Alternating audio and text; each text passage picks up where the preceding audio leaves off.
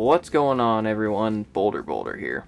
Today we're going to be looking at the Trans-Dimensional Navigator Module, otherwise known as the TDN Module, or simply referred to as the egg. And this is actually going to be my final Galidor set review.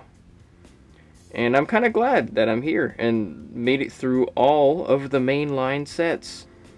So, I hope you guys have been enjoying them, and I don't know if I'll have too much more Galidor related content to make after this, but I just wanted to get these reviews out there because I really enjoyed these sets. I continue to grow more fond of this line as time goes by, and it's enjoyable. I would definitely recommend it to everyone, really.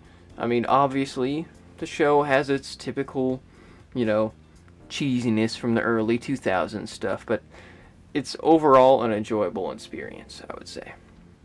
And the sets are really good overall. They especially look good all together.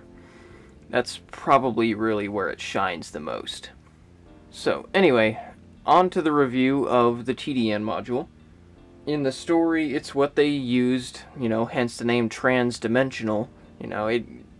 It was actually sent to Earth by Jens to bring the one who was supposed to come and help save the outer dimension, help defeat Gorm and keep him from being able to conquer Galidor.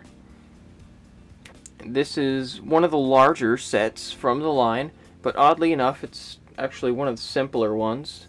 Not that the construction of most of these sets are very complex, but considering its size, the only pieces are this whole body right here, which is already pre-assembled.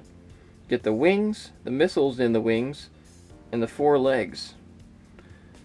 And its main function, of course, is being able to shoot the missiles, and this opens up, but we'll take a look at those here in a second. So let's kind of look all around the module. Here's a pretty good look at the front. Neat design. I definitely like this. In the show, this module is larger by quite a bit, obviously, but oddly enough, in the show, when they actually enter the egg, it gets exponentially larger on the inside. I don't quite exactly get the physics behind that, and I don't know why.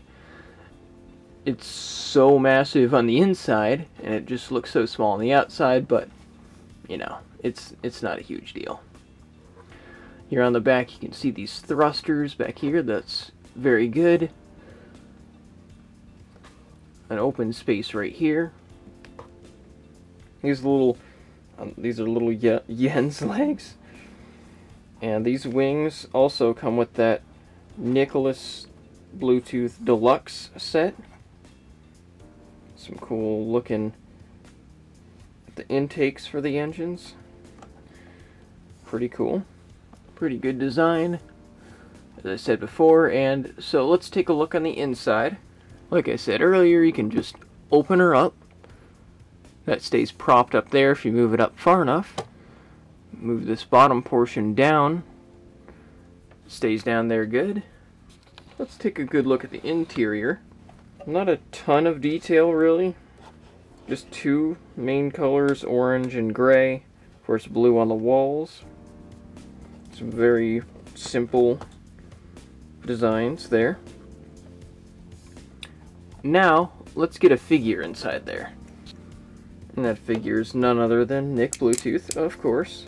And it's pretty quick to put the figure in. Just kind of angle their legs correctly. Put them in there. And those little spots look like controls. You can move their arms and set them there, so it looks like they're taking full control of it. Close her up.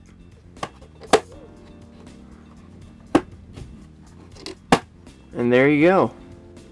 And yes, the swooshability factor certainly is there. I mean, it's a little bit large, maybe slightly cumbersome.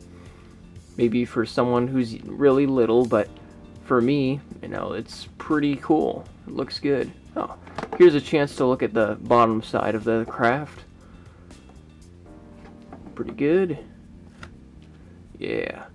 Now let's show you the missile launchers. It's exactly the same as on Nick Deluxe, wherein you push this and it launches.